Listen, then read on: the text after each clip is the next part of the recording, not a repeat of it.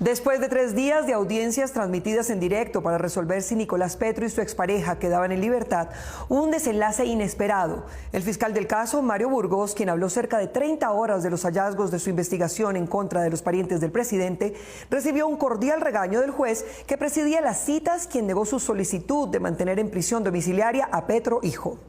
Debe traerse a nuestro ordenamiento jurídico colombiano. Después de una extensa semana de audiencias durante las cuales fue el protagonista de la captura y graves denuncias en contra del hijo del presidente, el fiscal del caso, Mario Andrés Burgos, terminó regañado por el juez de control de garantías ante quien debía sustentar por qué Nicolás Petro debía perder la libertad aunque con reclusión en su casa. Así las cosas, honorable señor juez. El juez 74 Penal Municipal de Bogotá, que presidió las audiencias y quien se veía muy sereno, aunque en tono pausado, le indilgó al fiscal Burgos la falta de argumentación para explicar la necesidad de aplicarle la medida de aseguramiento a Nicolás Petro. No se dio esa justificación, no se probó las no privativas en ninguna parte por el delegado fiscal, no se podía inferir esa carga, pues que es a través de las no privativas que se alcanza esa misma suficiencia para proteger el fin constitucional del peligro a la comunidad, razón por la que no se accede a la detención domiciliaria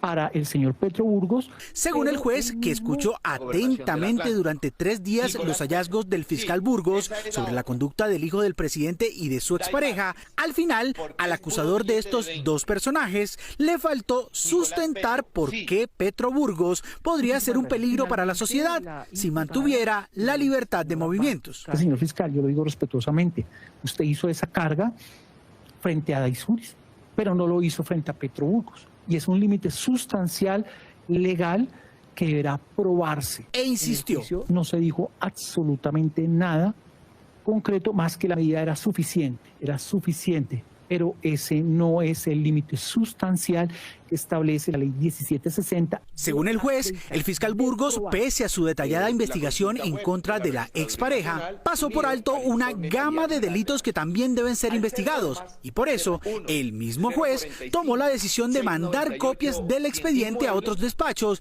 para iniciar nuevas indagaciones. También se ordenará la compulsa de copias por la falsedad documental, por la certificación y el error en que pudieron haber inducido a la DIAN con la certificación de los 49 millones. También llamaron la atención del juez unos contratos públicos que Daisuris Vázquez habría amañado con funcionarios de la Gobernación del Atlántico para incrementar su patrimonio. También el uso de testaferros de ella, de algunos de sus familiares, a los que usó para ocultar bienes adquiridos con los dineros mal habidos. César Emilio Vázquez, buen día. Este ciudadano, pues todo el tiempo se presta para que a su nombre se pongan bienes. El fiscal Burgos escuchó con atención el regaño del juez, quien determinó que tanto Nicolás Petro como Daisuris Vázquez pueden permanecer libres en Barranquilla, aunque sin salir de la ciudad ni participar en política. Mientras compartía desde su pantalla un organigrama con la fotografía de la primera dama y otros, el fiscal Mario Burgos le dijo al juez del caso Petro que presentaría la situación de cada uno de ellos frente a un juez, pero luego reculó. Dijo que no era un organigrama delictivo. De las largas y agotadoras audiencias de 3 días para legalizar los procedimientos de la Fiscalía en contra de Nicolás Petro y Daisuris Vázquez, un gráfico con fotos de 26 personas con presuntas conexiones delictivas con la pareja quedó en la mente pública, como si la conducta de esas personas estuviera en duda ante la justicia. Honorable señor juez, yo quiero que centre su atención en esta relación, en este círculo vicioso. En el gráfico aparece desde la primera dama, Verónica Alcocer, hasta el condenado alias Hombre Malboro, junto al hijo de alias El Turco Isaca. Que al parecer lo ayudaron tanto al señor Nicolás Fernando Petro Burgos como a la señora Daisuris del Carmen Vázquez Castro, al primero de ellos, a Nicolás, a incrementar su patrimonio de manera injustificada, honorable señor juez. El hombre de la Fiscalía insistió en la culpa de los integrantes del gráfico, aunque ninguno de ellos tenía, al momento de la audiencia, ni siquiera una indagación penal. Estas personas le ayudaron en la consecución de recursos de una posible corrupción, su señoría, para inyectar capital a la campaña presidencial El fiscal fue más allá. Les anunció por esa vía, fuera de la normatividad, que podría hacerlos comparecer. Llamaremos uno a uno. Después de 5 minutos de exposición, el segundo del fiscal Burgos, sentado a su derecha, le susurró algo a su jefe que seguramente le hizo matizar sus incriminatorias afirmaciones. Tener en cuenta una situación, como su nombre lo indica, relación de los indiciados con estas personas. No van a decir que un organigrama delictivo y miles de derechos de petición a mi despacho. Claramente, pero entre líneas, Burgos se refería a este otro gráfico, idéntico al anterior, pero hecho por su propio equipo en la investigación del caso Perla Negra, en la cual se investigaba a funcionarios del búnker por presunta corrupción. Acciones contra corrupción de fiscales. Cuando Noticias 1 expuso el gráfico con las mismas connotaciones que el fiscal Burgos le dio por segunda vez al de Nicolás y Daisuris, la mayoría de los expuestos en el cuadro Perla Negra pidieron rectificación porque no tenían ninguna relación con el exnarco, alias el médico, eje de esa investigación. Ellos le enviaron derechos de petición a Burgos y este tuvo que responderles así. La connotación de organigrama a este documento la otorgó el medio de comunicación y no este despacho, el cual ha sido utilizado únicamente para relacionar a las personas que de una y otra manera tuvieron algún tipo de comunicación con el señor Ramón Esteban Peña Martínez. Lo extraño es que el mismo fiscal repita el error, 2 gráficos casi idénticos en que culpa de delitos a un número de personas ajenas a los procesos. Perfecto. Lo que se viene es lo que el propio fiscal previó, una luz de solicitudes de rectificación.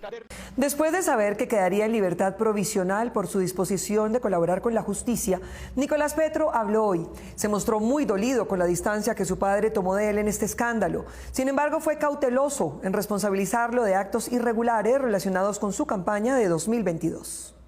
En entrevista telefónica que le dio Nicolás Petro al medio de comunicación predilecto de la Fiscalía, se lamentó de la falta de solidaridad a efecto de su padre, el presidente de la República, de quien dijo que se alejó de él desde hace varios meses. Sin embargo, y en medio de su dolor familiar, quiso dejar claro que Gustavo Petro no conoció que él y su expareja Daisuris Vázquez recibieron dineros presuntamente espurios de personajes oscuros de la costa atlántica. Quiero aclarar algo que es importante aclararlo, que de los dineros que recibimos Daisuris y yo de Santander López Sierra y de Gabriel Isaca, ni mi papá ni el gerente de la campaña Ricardo Roa sabían de esos recursos, sabían que nosotros recibíamos esos aportes. Ante los insistentes cuestionamientos sobre el involucramiento o grado de conocimiento del presidente del ingreso de otros dineros de origen ilícito y de la presunta violación de los topes electorales, Nicolás Petro fue cauteloso en su respuesta. Eso es lo que la justicia va a tener que determinar. Lo importante es que la justicia actúe de la mejor manera, sin presiones. Alegando que en su caso la Fiscalía ha corrido con la investigación e imputación de delitos, Petro hijo reclamó de la misma Fiscalía que actúe con igual diligencia en casos de corrupción que involucren a otros personajes de la política tradicional. Esto cogió de sorpresa. Yo no sabía que me iban a allanar, yo no sabía que me iban a capturar. ¿Qué pasa con las investigaciones contra el señor Alejandro Char? Llevan años. ¿Qué pasa con eso? Entonces, así como hubo celeridad conmigo, yo espero y me imagino que la sociedad también espera que en los demás casos sean así de efectivos. Señaló también de corrupción disfrazada de moralidad las campañas de políticos del establecimiento social colombiano. Que hacía Fico Gutiérrez en la campaña de 2022. O sea, era una parafernalia impresionante. Eso debió costar muchísimo dinero cada una de esas manifestaciones. Y concluyó que aunque él se equivocó, quienes lo critican hacen lo mismo que él, por debajo de cuerda. Es por eso te digo, o sea, hay mucha doble moral. Y si por un lado critican esto, ellos lo hacen también. Hoy Petro hijo ya se encuentra en su casa de Barranquilla con libertad de entrar y salir cuando lo desee. Mientras atiende su proceso, solo tendrá 2 restricciones. No puede viajar ni salir del perímetro urbano barranquillero y no podrá asistir a ningún acto político.